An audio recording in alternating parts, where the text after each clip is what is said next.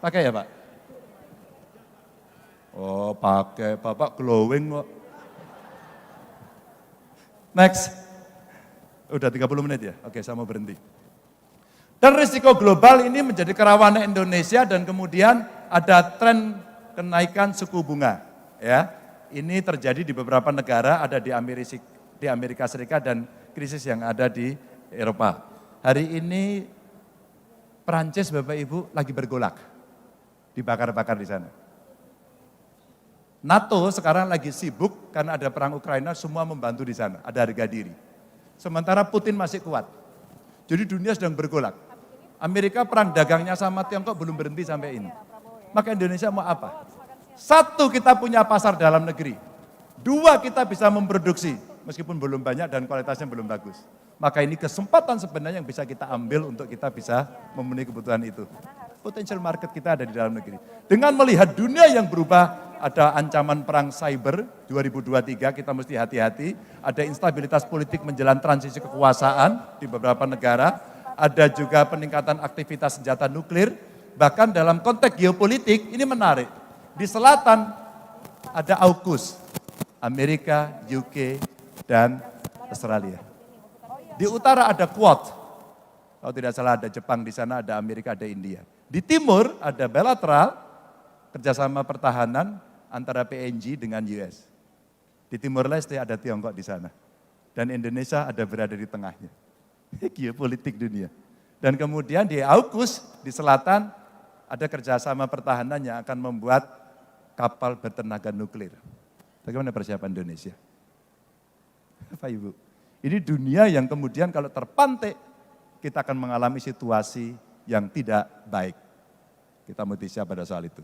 Berikutnya, maka optimisme di 2045 yang tadi Kang Bima sampaikan, Bapak Ibu ramalan yang menarik lihat, yang 2022 paling bawah, itu negara kita Bapak Ibu. Kalau kita bicara dari yang ada, maka studi dari Goldman Sachs di 2022 memproyeksikan Indonesia mencapai posisi 4. Maka lihat gambarnya dia naik.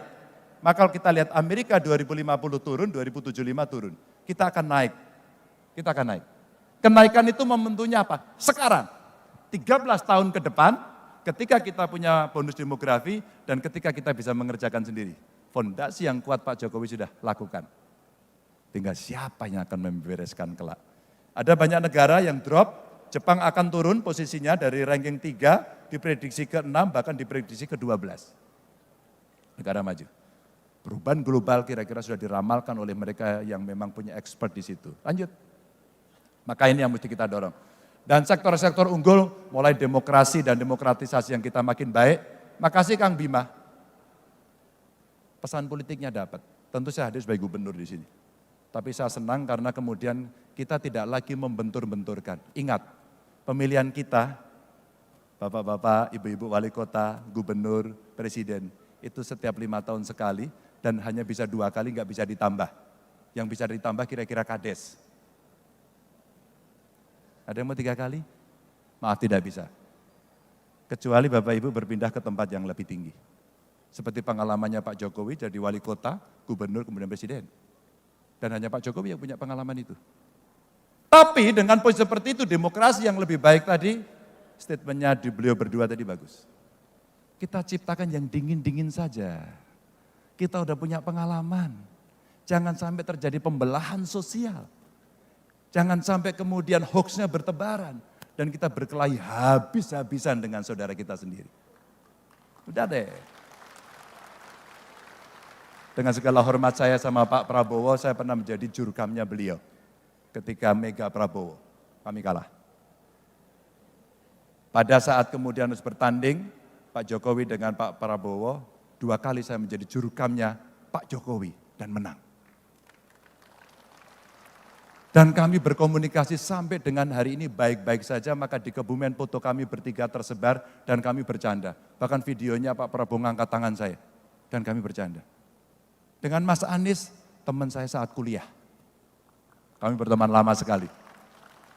Maka kalau ledek-ledekan, kita ledek-ledekan gaya mahasiswa waktu di UGM dulu.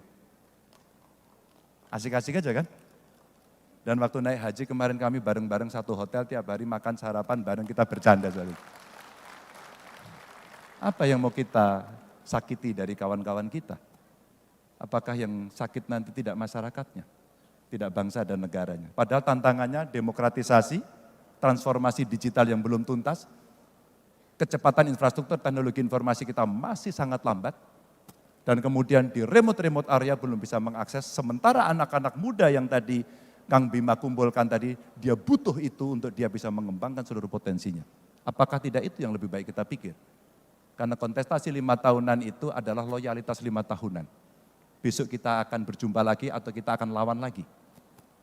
Apa yang terjadi? Pak Prabowo dan Mas Sandi ikut dalam pemerintahannya Pak Jokowi, dan kita harusnya berpikir itulah damai, itulah peace, itulah kita mesti membangun yang ada. Sedangkan kita ditantang pada ekonomi hijau dan ekonomi biru yang kemudian kita harapkan kita bisa naik karena skor kita masih rendah. Mudah-mudahan cukup menjelaskan agar kita bisa bersikap dalam persatuan Indonesia. Assalamualaikum warahmatullahi wabarakatuh.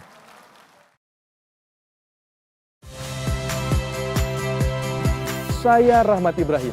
Saksikan program-program Kompas TV melalui siaran digital, pay TV, dan media streaming lainnya. Kompas TV, independen, terpercaya.